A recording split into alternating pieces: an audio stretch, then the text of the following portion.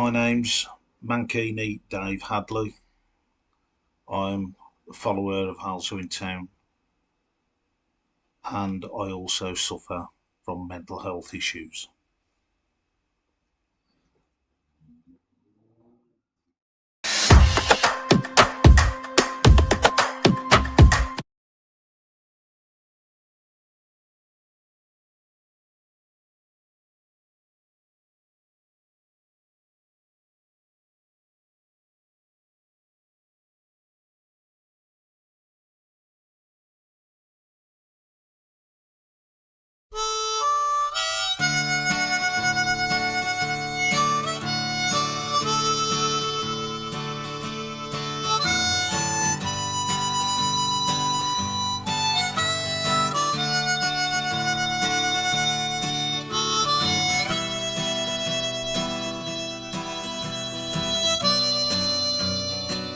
I met my love by the gasworks wall,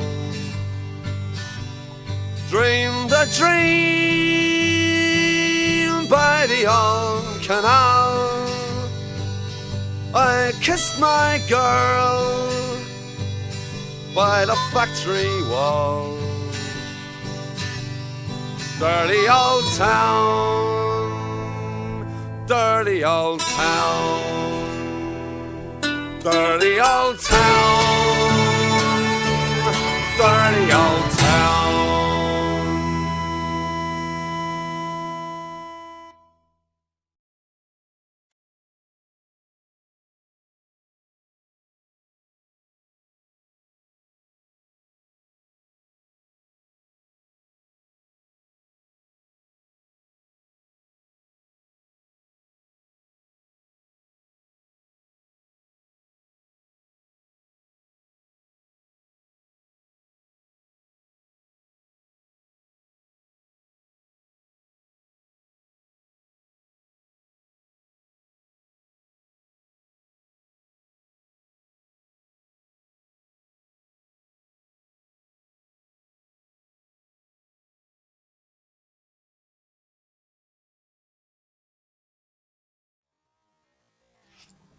I guess the start of most problems came about after the death of my brother, where I was suffering with what I thought was mild depression, but looking back now, it was probably worse than what I originally thought.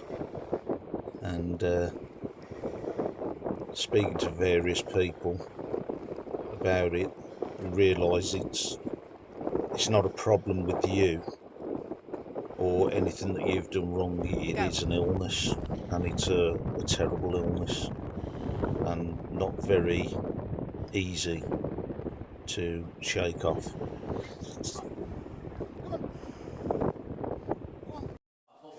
So we've got two or three options. The boardroom could probably house about 30 people, 40 people. So we thought about here for expand, if we're going to expand. Yeah. We have got a nice little room at the boardroom if need be as it grows. Yeah.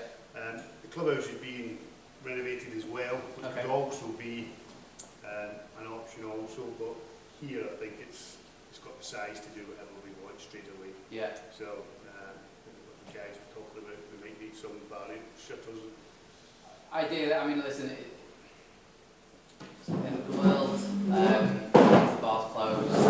Yeah. Obviously, it's not open to it's not open on a Monday. Then that's fine. Yeah, it's definitely not open to the public. What we do at other clubs where there's a bar and they don't have shutters is we just put a tablecloth over the pumps. Yeah. Obviously, everyone knows what they are. Yeah, if you're okay for us Not to do exactly. that, then Yeah, I would, 100%. if I could save having to do it, then fine. But Yeah. just well, yeah. Or I was just led to believe that had to be done. No, so I mean, listen, in an ideal world, we'll have shutters and you won't be able to see that it's a. Yeah. Like, let's. Still We're all adults. You know it's a bar, aren't you? I mean, it's got a bar written across it. Like, it's just we obviously see a lot of people that have drug and alcohol issues. That kind of come through the door. We don't want to be like having flashing lights going. Yeah. No, look, kind of. And we can, depending on where we can turn everything off dark. Yeah, definitely. Obviously, like the gambling stuff needs to be switched off and all that kind of stuff. Exactly like this is That'd be alright. Yeah, 100%. Yeah, like I say, we're a social club, so it doesn't get. I've not actually been to literal social club, but I imagine it's very social club-like. You could do that then, Brad. You could start at the boardroom. I don't know if you've seen it now. You've 20 tables, then you've got another room for another 20 people, so you could have 40 in there if you want. My only worry with the boardroom is that when there's a Monday night game on, kids playing Monday night. We've got a set of substitute, haven't we? So, I mean, here we get good. Yeah, I suppose. I think that always, there'll be few and far between, to be honest with you. I mean, it's a perfect room if there's not a game on. Obviously, Even if there is a game on, I still don't see the problem. You've got blinds in there, you can close the door, you can do anything you want. It's just you just didn't want them to be there. the one thing that I Was it's parking then? suppose Parking, I think, it's parking, and obviously, if you're turning up and you're already unsure about whether you're going to go through the door, I personally feel walking to a football match where people see you walking because you've got to go pitch side Yeah, okay. might prevent you making that step. Yeah. I do think this is a much better option. Yeah, I mean, originally I was like, oh, yeah, do that. But now, obviously, I've been to a few meetings there. And my other concern was, obviously, if you've got somebody who's, I'll brand it as a paedophile or something like that, and you've got under 16s or 18, I would be just concerned about that as well, from a safety point of view. This is your option as well. This is not It's just I thought if you want to expand, you want to be a bit more intimate. If you've got 10 people and you wanted a nice room, it's I've got the options. And I think going forward, as I say, the football club, if we're on a Monday, we can do it at the football club once it's done. And then if there's a game on a Monday, we just move to here. But for now, we can start here, no problem at all. That sort of stuff. Yeah, absolutely. We do something similar at Marine Football Club in Crosby, so they have kids training all the time. Obviously, the Spurs game paid for their whole club now. A new stand next year, haven't they? Say again? Get a brand new stand next year as well. Yes, I believe so. Yeah, it's still mixed from that Marine. I don't know if you've ever been, but on the one side, obviously, they've got the houses behind, and they've got a big fence up, and they've got the numbers on the fence, and that's what number the house is, so they know which door to knock on to ask for the ball back. So which is just absolutely absolutely class. But but they've got like a separate bar like this, which we use. We use that space. So. You carry on. It's no. Yeah. So this is kind of perfect. The only thing that springs to mind initially is we've got enough smaller chairs. Just thinking from an accessibility. Move all these tables. Well, we can move them tables into the back room. We've got Get the chairs. You can have a group there. Get the chairs out there. There's room in here. Yeah. It's just the smaller ones because obviously not everyone can jump up on these. And also, if everyone's on these and you've got someone in a wheelchair, for them, you're looking up it's a bit. Is a bit. So as long as there's looks to be just as long as. And we got plenty next door as well. So the only thing about if it's that big that you need 3 groups, you could basically have one at the top. One down here, one in there. That's what we did at Litchfield on Monday. Is that what happens? Does it 3 separate groups? Well, so you tend to, our ideal is to have a group between 12 and 15. So obviously, if you look at Litchfield gets 50 plus there now, Stafford 53. They had 20 lads in a rugby changing rooms. It's Stafford, although it is a brand new rugby club and there's changing rooms like a Premier League changing rooms, like they're not stinking or anything along those lines. So it's you tend to, because we've only got 2 hours. So if you have 50 people, trying to get everyone to have an opportunity to talk is just impossible. So we'll split into smaller groups. It's obviously an aspirational thing. This is great. We've got 3 sections. 100%. 100%. We're talking Monday. Yeah. I mean, you can even have more than that. We can have one up there, you can have one in that corner, one in here, and one quite comfortable. The only issue with that, and I struggle with this, is with hearing aids. You're picking up a lot of background noise. And I've said to Matt, we could have number 1, any hearing sort of issue people into there, and then obviously close the doors here. Which is what, and I wonder whether, we just do that. So I think the challenge that you always find, or that I always have, and when one person's talking at once, and you've got multiple groups in a room, it's not actually particularly loud. It's when people start talking over each other, which is, again, your roles as facilitators to kind of stop that, and also, like, I've got a really loud voice, I know when I speak quite loud, so I know when at Altrincham, when I used to run the Altrincham group, we were in a room probably half this size, and we'd have 3 groups in there. It was always a reminder to people like me, have loud voices. We bring the carpet back. But that's it, I mean, I was just about to say, it just bounces, but I mean, if we can obviously... You can separate that out with the divider, can't you? That'll be my group every week. No, absolutely. So I think it's, yeah, I mean, look, obviously, wanted you to see today, let us know what we need to do, and then next steps for us to obviously become facilitators. What do we do? I'll speak to Scott then if that's the case. And then we'll sort that out. Yeah, I just have with Scott on Tuesday, so the next facilitate training is last Wednesday, I think. Is that it? Yeah. So we do that once a year. Right, okay. So it's online training. So online training, so Scott will send you a link, so just fill the form out. And then when you're on the course, you'll be asked, it's a bit convoluted, but you'll be asked to fill the same form out again, just so we know you've attended. And then, we're all good with that. Obviously, we've got Ben who's already done that as a third facilitator. How did we go about getting the sort of stationary balls and that? I'll sort all that. So I'll be here for the first 2 weeks anyway.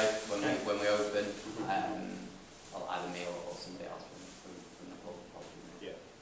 We'll be here for the first 2 weeks anyway, so I'll bring everything: the floor planners, the balls, the tea, the coffee, the tea, and everything. So to get the beer match out. So you up the tea and sit here and clean the back. So if you've got one we can use, then even better. Well, I'm not bringing one. Got to say, kitchen's there. Perfect. So everything else like the cups and tea, coffee, biscuits, and all that kind of stuff. So we'll have a few volunteers who perhaps won't become maybe like yourself. I've got to get another 6 sessions in before I can get trained up. So if I finish my 6 here and help set up, so having a problem. We've got 2 or 3 people who don't want to be facilitators, but they want to be involved. Amazing. So obviously with what involved then, stuff like that. 100%. And you'll find like Lichfield started with Scott, Andy Grayson, and Warwick. Which I don't know whether you guys know Warwick. I don't know if he attends any lot. So and then Lichfield's been going just over about 15, 16 months, something like that. And how many facilitators are there now? Oh, that was a lot more than that. We counted about 9, didn't we? I think they've got about 15, 16. So, because with that, you've got the ratio is always 3 facilitators per 15 attendees. For it to be, from a safeguarding point of view, that's safeguarding. It was a safeguarding session that you had. Yeah, it was a facilitator training. Safeguarding was a big part of that training. At the hotel. That I saw online. That's it. Safeguarding. That's the word I'm looking for. Safeguarding. We need safeguarding things. I'm sure from the football club you know. Ours is just to give the lads the confidence to know what to do. We have 2 safeguarding officers that work, both women, on Monday night, because obviously I go to a club every week. So there's a regional that would be responsible for this club. You won't be able to get hold of me on a Monday because I'll be in a group. So we always need to have someone that's safeguarded. So we have 2, Sabrina and Joe, who the mobile numbers are available to everybody from a facilitator point of view. So if you do get a safeguarding issue, and this will all be gone through on the training anyway, all you do is you just call them and do the facilitators dress differently? Just wear AndysManClub tops. That's the kind of only thing. And if, as a facilitator, if you've got particularly a lot of shit going on at that time, you don't want to facilitate, just turn up without the facilitator. And just use the group for normal. I've got a meeting at the start of October with Wolverhampton Wanderers. So we're looking at bringing a club very soon to Wolverhampton as well, so that'll be this year. Worked really well. I think. With terms of setting this up then, what's the facilitator training? Yeah. How long do you think we need to advertise it, social media? So we do a social media launch, Yeah. which is always generally on a Friday, and then it's 4 weeks from there. So that gives us time to advertise it. We'll set up a AndysManClub Halesowen Facebook page. Yeah. Give to access to kind of blast all the local community groups is always a good one. Yeah. Our marketing team will do some stuff marketing wise, with local press and all that kind of stuff.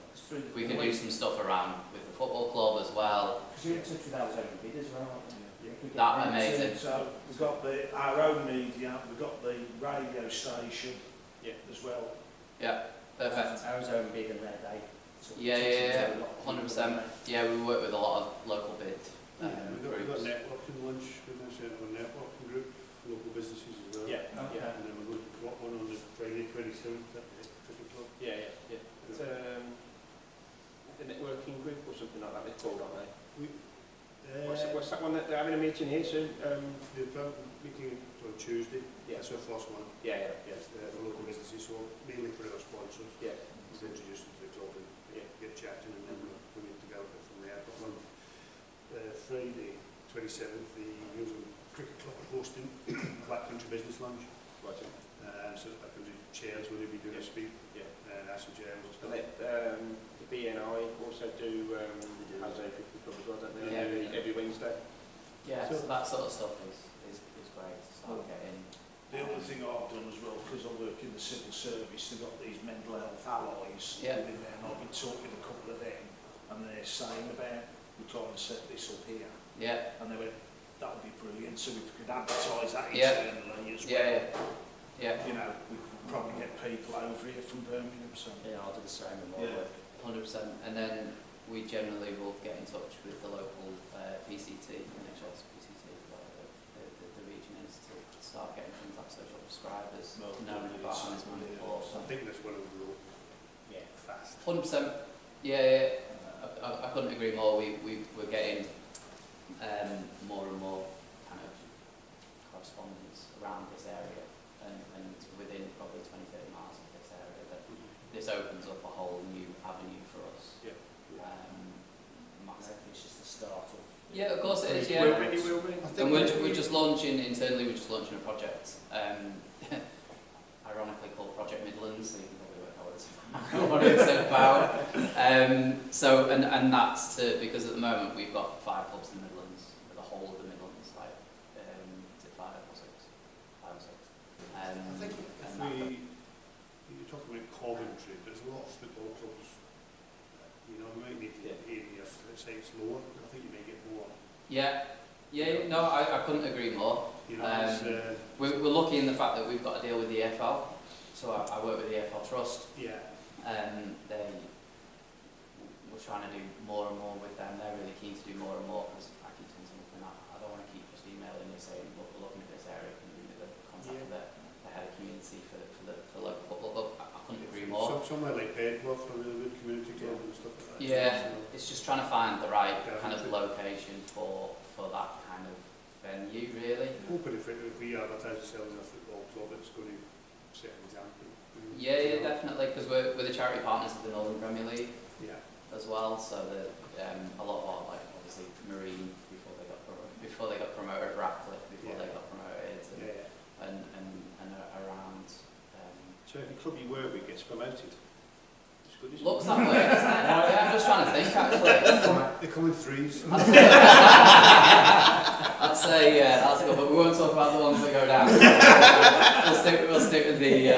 We're going to send you to Spalding next. And then you can set up Corby as well. That's fine then. Yeah. So you're happy with what? Yeah. I'm going to take a couple of pictures if that's. Cool. If that's okay. But I think like if you guys are sitting the end of the month, then let's get it announced the last Friday of the month to open. So that would be. So we're looking at facilitators or to suppose the first meeting? Yes, it'd be us to train and as a And guy bench. Who's going to help us? He's from Kiddie, and I was talking about it on Monday. He came up to me after and said, "It's a lot closer to home than here." I Are we allowed to do that, but 7 days in for facilitators? Yeah. Free transfer, kids, don't worry about it. Dual reg. Generally speaking, that's how our groups grow. It's lads, so we're announcing tonight, AndysManClub crew opening in 4 weeks, and the three lads that facilitate there, they facilitate Stoke at the moment, which is living crew. So for them, it's kind of much easier. So if we announce it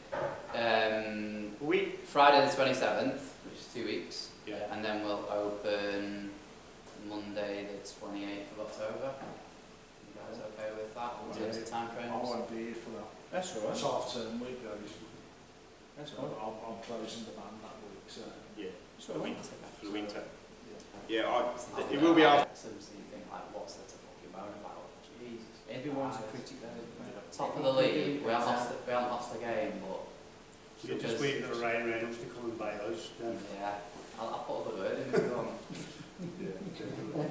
Has he got any mates? I think he's got a few. We see him. We fucking see him every week at the football. A different celebrity. Project Halesowen, sell that to him. I will do. Yeah, I'll see what I can do for you. We're going places inside and out, aren't we? Absolutely. Yeah, definitely, 100%. 100% good for us. Get this on board as well. It's just really going to put us on the map as well. And just It's good not just for the club, just for everyone locally. I mean, we'd met. There was like 2 guys from Halesowen there one night, weren't there? Yeah. You met somebody. You were talking to somebody. Probably that night he was there. He was from Halesowen, so that's you know. So the two brothers last Monday, the one that's got really upset. yes. I think they're more local to here Are than there. Right. Okay. So I think just having it, There's like between Stafford and Lichfield, there's loads that travel up from.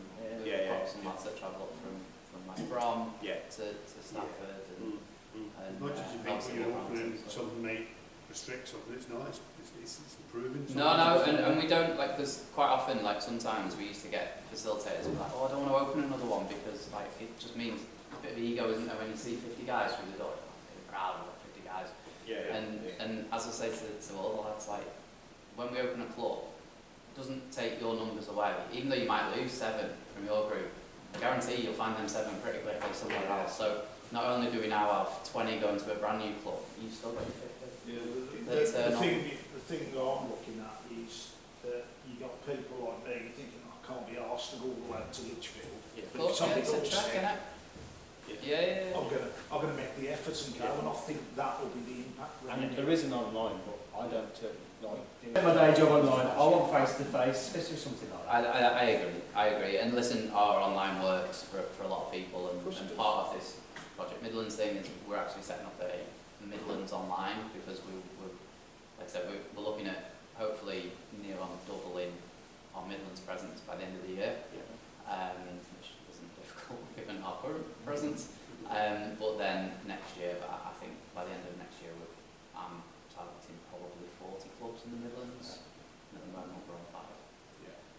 6, 5, 6, something like that. So another one in another 6 weeks.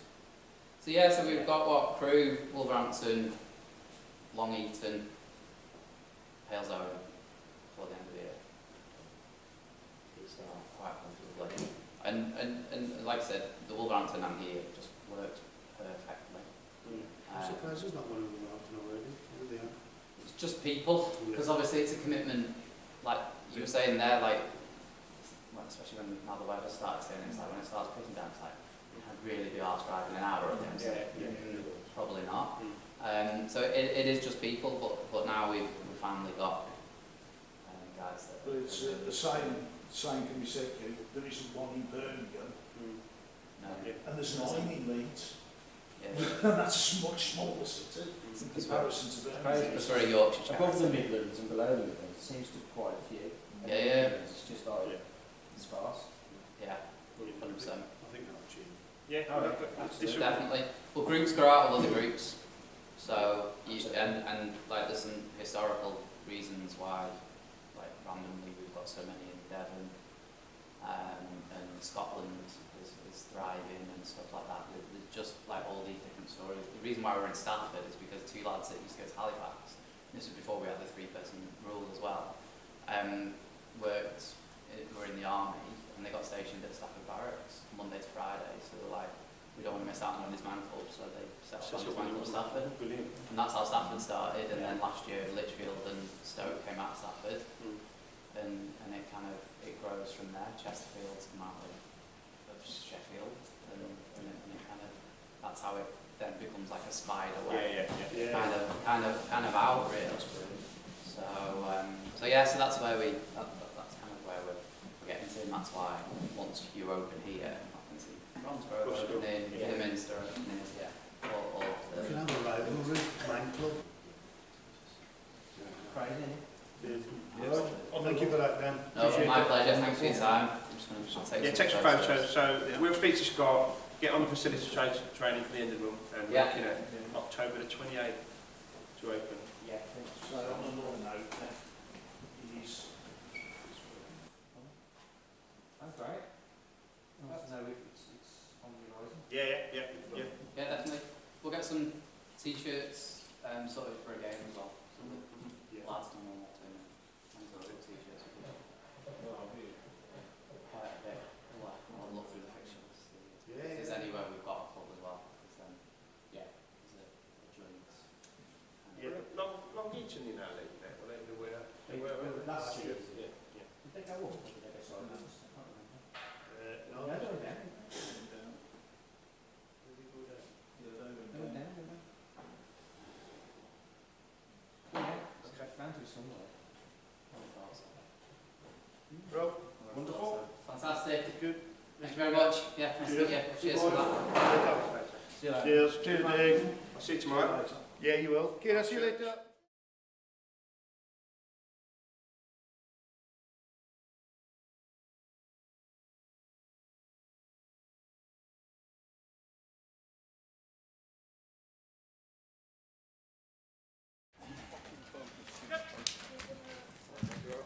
We're in, boys.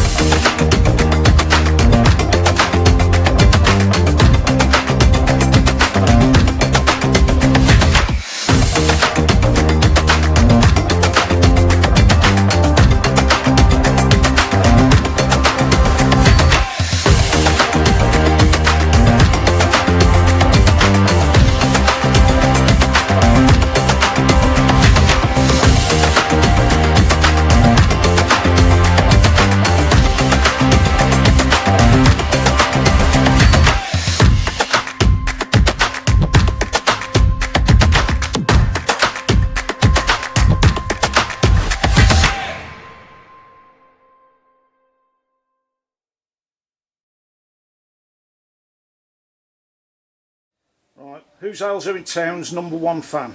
Chris Basterfield. Chris Basterfield. Chris Basterfield. Chris Basterfield. Kind of the Chris Basterfield, of course. It's Chris Basterfield, I believe.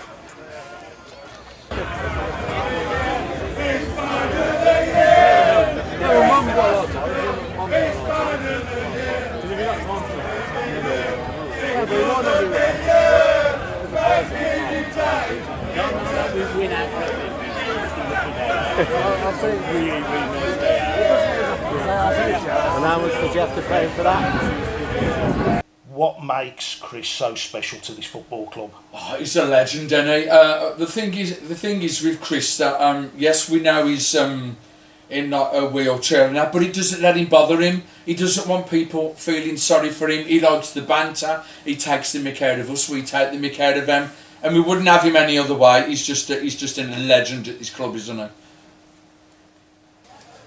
He's just part of the club, isn't he? He's just everywhere. You know, he's just a good guy. Very knowledgeable. Obviously, been coming to the club for a long time, and he's just a special guy who's part of all the fans. All right, we know you're here, Chris. Cheers, Matt. Thanks, My pleasure. Good on, Matt.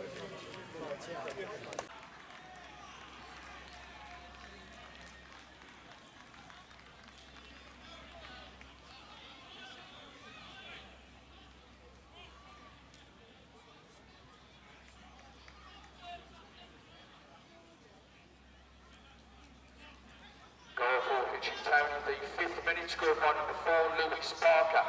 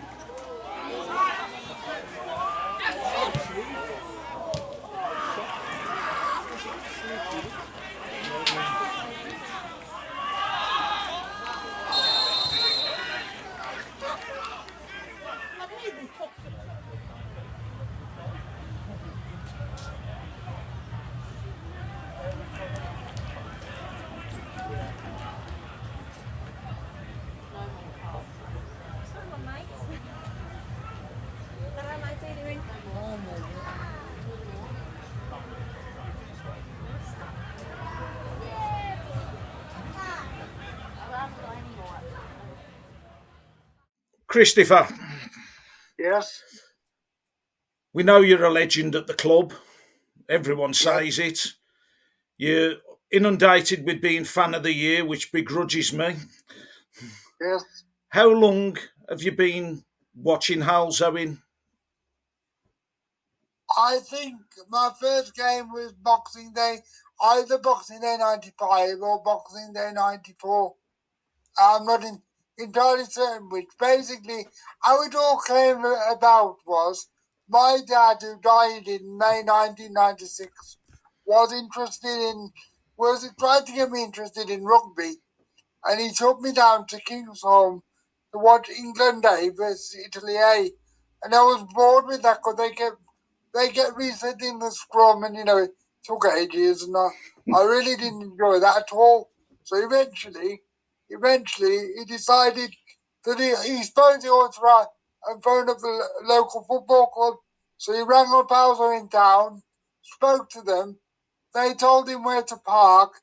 So he bought me, and that's why I sit where I sit now, because it's where I've always sat. So that's how it came about, really. And really, it was one of the last things I consider it to be. One of the last things my dad did for me was get me down Halesowen, because he died in May 1996.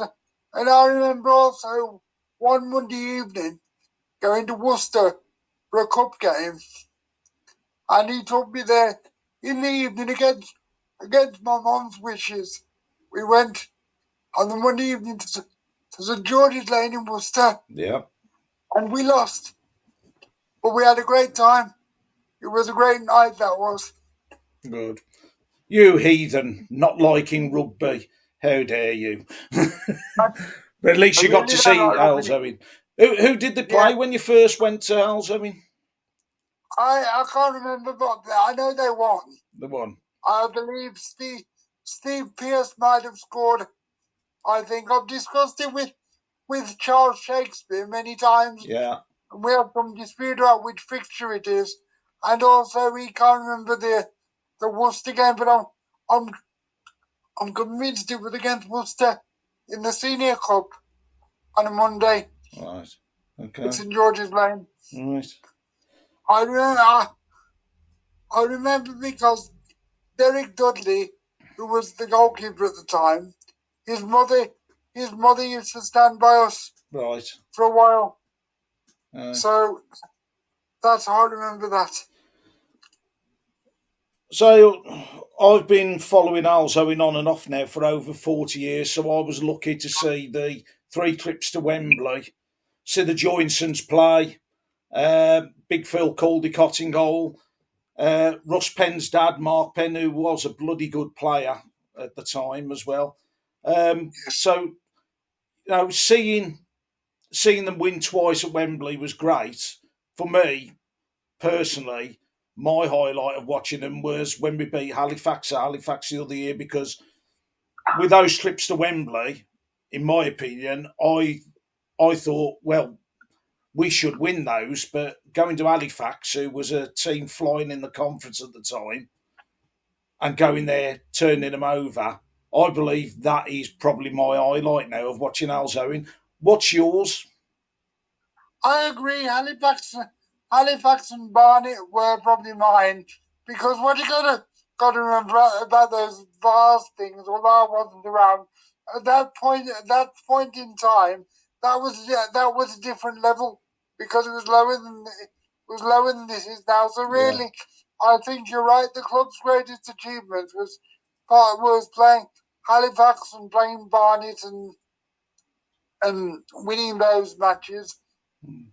Aside from that matches, I can remember the first big stadium I went to watch Halesowen play was Doncaster's old ground.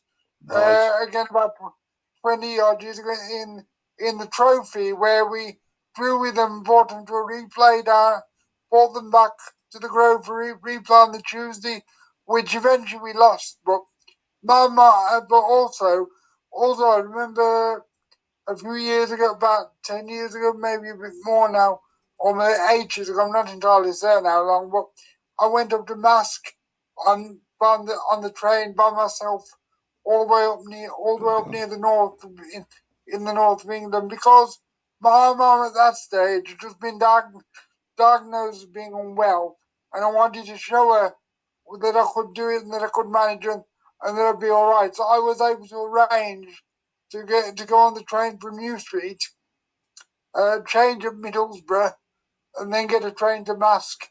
Unfortunately, the Mask chairman owned a taxi firm, and he got a taxi to pick me up. Bless him. So that's good. That was good. Although we lost the game and it was a bit of a shock result, I still enjoyed the day. And what I would say, Halesowen's given me, it has given me somewhere to go and friends for life, where it's not just about the football, it's also about the community side of it. Yeah. And even Octavian Macron says, he said that half the time it doesn't seem as right. If I go for the football, I just go for the people. And part of the reason he's taken me to Lowestoft in a week yesterday, Lowestoft will be. Part of the reason he's doing that is because it's what everybody does, and he knows that my friends go there, which is part of the reason that Kerry will help me do things, because there's people there I know. But then by the same token, I don't mind people coming up to me, but I don't want people feeling forced. They've kind of got to speak to me, you know what I mean? I don't really like being the centre of attention always, but I can cope with it. It's nice because it shows I got lots lots of friends because, and although I can't do much, anything to help anybody out like this today, anything I can do, I'll quite happily do it. So there you go. Chris, you've hit the nail on the head. Yes, you have got lots of genuine friends, and that goes without saying completely. Say, as well as Halesowen, you got your interest in the cricket, like you love Warwick, unfortunately. Yeah, I do. I love going to Edgbaston, and even there, even though I know a lot of people there by sight, but I don't know them like I do the football. I don't know people like sort of at Warwickshire. There's lots of people I know and I've known for years, and it's almost too late now to ask what the names are. You just sort of know them by sight. Yeah. But say, as well as that, you're into your music. You love going to some gigs. You like going to see the shows at the West End and things like that as well. Yeah, I'm very lucky to be able to do that with Octavian, who's willing to take me there. But with that, I always make sure that I ask first. I never just book and go. I always ask, and I always make sure that if we go somewhere, it's something I want to go and see. Like, for instance, yesterday I booked a ticket for the 10th of June to go to Stoke-on-Trent to see Boys from the Black Stuff, which is coming as a play. All right, okay. Because it wasn't at the West End in the West End last year, but it was while Octavian was away. And Stoke is is not coming to Birmingham. Stoke is where it's going to, because it's about that kind of thing. It's going to all like the industrial places. So I booked for that in June. I'm going to London tomorrow to see John Lithgow in a play. So that should be good. After Bishop Stortford, last Saturday I went to see, 2 Saturdays ago, I went to see Tina Frimmel, who was an amazing American comedian with cerebral palsy, who's got a sense of humour very, very much like my own. So that was very good. That was very... Yeah, that is one thing, Chris. You have got a sense of humour, definitely. And I think everyone loves you for it as well. So yeah, so that was very good on Saturday, 2 Saturdays ago. That was absolutely brilliant, and because I've had messages with her back and forth on Instagram, she said next time I'm going to see her, I'm going to meet her. So that would be nice. Fair play. Because last summer when 2 summers ago when Octavian was away and I was struggling, all I really had was her videos to watch, and because they made me laugh, that cheered me up. Yeah, but they are. So boys from the Black Stuff in Stoke. Well, the least we say about Stoke as a place, the better, I suppose. Especially with people that we know from Stoke. Very dodgy people. Yes. But Chris, you have got a charmed life, I believe. You're very lucky, I believe, as well. You don't let anything stop you, which I just find absolutely amazing. You're up there as one of my heroes, as well as Lee Joinson, which we won't tell Paul Joinson about too much because he threatens to hit me. But you are up there. You are unstoppable. You are unbeatable. And I'm really proud to call you my friend. Thank you, I appreciate that. Yeah.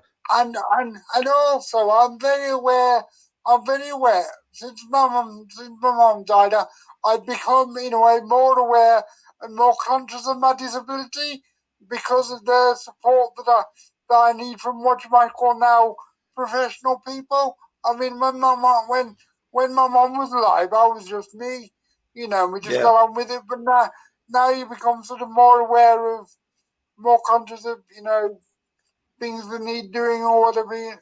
So, yeah. Yeah. Anyway, Chris, it's been great talking to you.